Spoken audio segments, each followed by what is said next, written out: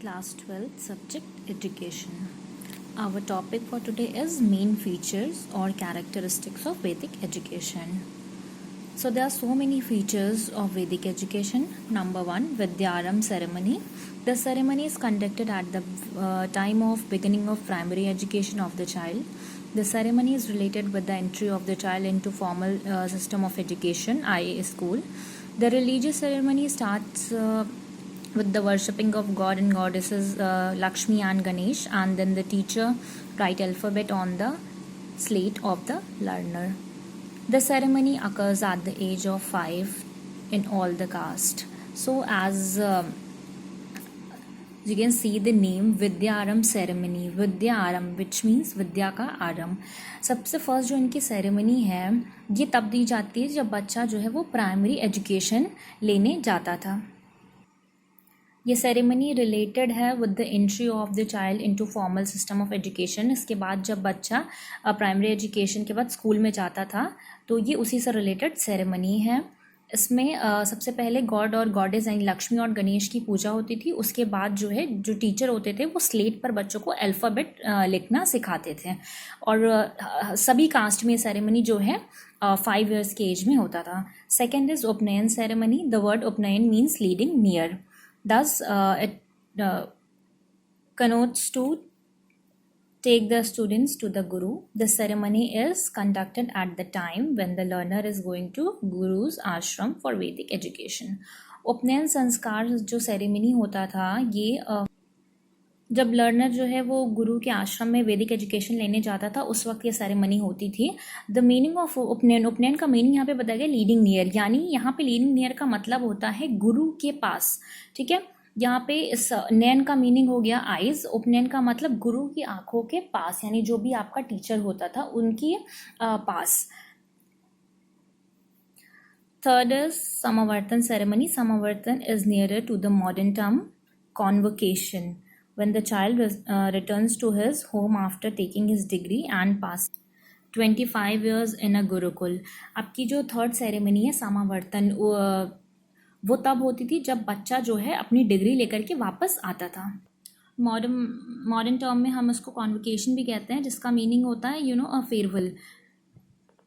जब लर्नर जो है वो डिग्री लेकर के आता है उस टाइम उसकी ये सेरेमनी होती है. Number 4, contact with nature. यहाँ पे नेचर से कॉन्टैक्ट की बात हो रही है. Gurukul use to be situated in natural and beautiful surroundings where the student would come in contact of nature. They depend for their food, medicine, clothes and shelter on these forest. They did not exploit them but asked for their humble use.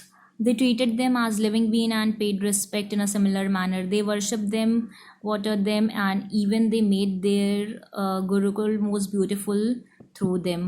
Thus, the student used to make their permanent habit of direct contact with the nature. सी जो गुरुकुल हुआ करता था वो natural और beautiful surroundings में यानी places में हुआ करता था. ठीक है, तो स्टूडेंट्स जो होते थे वो पूरी तरीके से डिपेंड होते थे. उनका फूड, उनका मेडिसिन, उनका क्लॉथ, उनका शेल्टर जो है वो इन्हीं फॉरेस्ट पर डिपेंड होते थे. ठीक है, ये एक्सप्लॉइट नहीं करते थे इनको, बट उनका यूज़ जो है बहुत हम्बल वे में, बहुत मैनरफुली वो इन चीज़ों का यूज़ करते थे. वो उनको एकदम लिविंग बीइंग की तरह उनका रिस्पेक्ट करते थे, उनको ट्रीट करते थे और एकदम बहुत मैनरफुली वो उनके साथ बिहेव करते थे, उनकी पूजा करते थे, उनको पानी देते थे. तो इस तरीके से वहाँ पे जो लर्नर्स होते थे उनकी हैबिट क्या हो गई थी, नेचर के साथ एकदम डायरेक्ट कांटेक्ट करने की. Number 5, Gurukul system. What is Gurukul system? This, as the name indicate, was the family of the teacher and his residence where the student used to stay during the period of study. Gradually, the Gurukul were extended to include a number of buildings. However, the institution was built up around the family of teacher. The primary duty of the student was to serve the teacher and his family. सी गुरुकुल जो होता था वो मैंने आपको पहले भी बताया हुआ है कि वो एकदम आउटसाइड एरिया या आप कह सकते हो बहुत पीसफुल प्लेस में हुआ करता था जहाँ के आसपास में कोई भी शोर या कुछ ऐसा ना हो. गुरुकुल में टीचर अपने स्टूडेंट के साथ रहता था, स्टूडेंट आता था अपने टीचर के पास रहने के लिए और वहाँ पे वो उनसे आकर के एजुकेशन लेता था. चाहे वो वैदिक एजुकेशन हो किसी भी टाइप की एजुकेशन हो, वहाँ पर वो आकर के अपने गुरु से ही सीखता था। गुरु भी अपने स्टूडेंट्स को अपने बच्चों की तरह, अपने सन की तरह ट्रीट करते थे, और स्टूडेंट भी अपने गुरु को अपने फादर की तरह ही ट्रीट करते थे। Next point number 6, as at the commencement of वैदिक एजुकेशन। अब यहाँ पे इन्होंने कुछ एज को बताया है, जैसे ब्राह्मण, क्षत्रिय, वैश्य और शूद्र। ठीक है, Vedic education begin after upanayan ceremony. Vedic education जो है वो उपनयन सेरेमनी के बाद मिलता था। Of the child of the age, अब यहाँ पे एज इन्होंने बिटवीन 8 to 12 बता दी है कि इस एज से 12 के, मतलब 8 से 12 के बीच के एज में इन लोगों को ये एजुकेशन मिलता था। ठीक है, ब्राह्मण, क्षत्रिय, वैश्य एंड शूद्र, बिटवीन 8 to 12 और 8 to 11।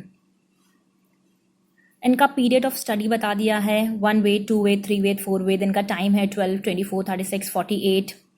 Okay, next point is academic session and holidays. कब इनका सेशन शुरू होता था और कब इनकी छुट्टियां होती थी। The academic session begins from full moon day of Sawan, Sawan में जो है ये शुरू होता था, and finish in Paush month on the full moon day. Next point, forms of education. Education के क्या फॉर्म होते थे। Whole Vedic education is based on the notion of religion. So ये मैंने पहले भी आपको बताया कि वैदिक एजुकेशन जो है वो पूरा पूरा किस पे बेस है, रिलीजन। तो इनका जो फॉर्म होता था वो कैसा होता था, किस पर बेस होता था, रिलीजन पे। मैथड ऑफ एजुकेशन, इनका मैथड ऑफ एजुकेशन क्या होता था। The method of instruction of education was generally oral. Generally ये ओरल ही चीज़ें बताया करते थे। Student were to be taught Ved, student क्या पढ़ते, वेद पढ़ते थे, और वो भी oral. Next point is time of teaching. इनका जो टीचिंग का टाइम क्या होता था, the time of teaching has no distinct feature in Gurukul because the teaching start in the presence of guru through drill and recitation of Veda hymns. Only the break at noon after lunch take place and then the teaching time is fixed up to evening hours. Teaching का उनका अपना time होता था, बस उनको एक break time मिलता था लंच करने के लिए। गुरु अपने अकॉर्डिंग ही सब कुछ करते थे, सेट, ड्रिल, रेसिटेशन, ये सब कुछ होता था, तो बहुत ब्रेक टाइम उनको नहीं मिलता था।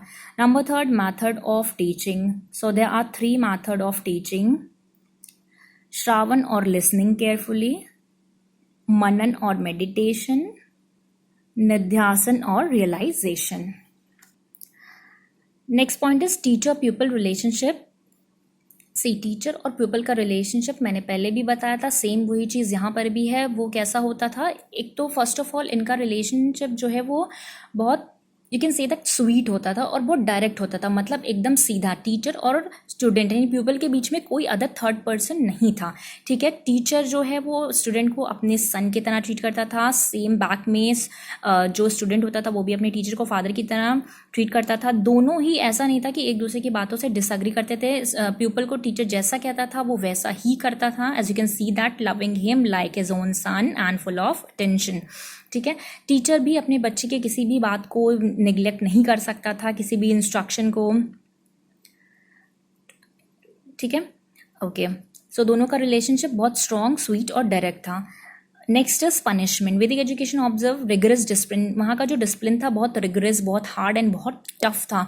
ठीक है, स्टूडेंट्स जो हैं कोई भी बात का डिसओबे नहीं कर सकते थे, और ऐसा भी नहीं था कि वहाँ के गुरु किसी भी तरीके की फिजिकल पनिशमेंट अपने स्टूडेंट को दे। फिजिकल पनिशमेंट बिल्कुल भी अलाउड नहीं थी। सो अगर स्टूडेंट यहाँ पर किसी भी तरीके की डिसोबे करते थे या इनडिसिप्लिन शो करते थे, तो उन्हें जो है पनिशमेंट इस तरीके से मिलती थी कि उनको फूड नहीं प्रोवाइड किया जाता था।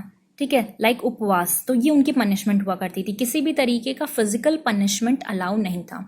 So these all are the important features of वैदिक education. I explain all those points which are important. So that's all for today. Thank you so much.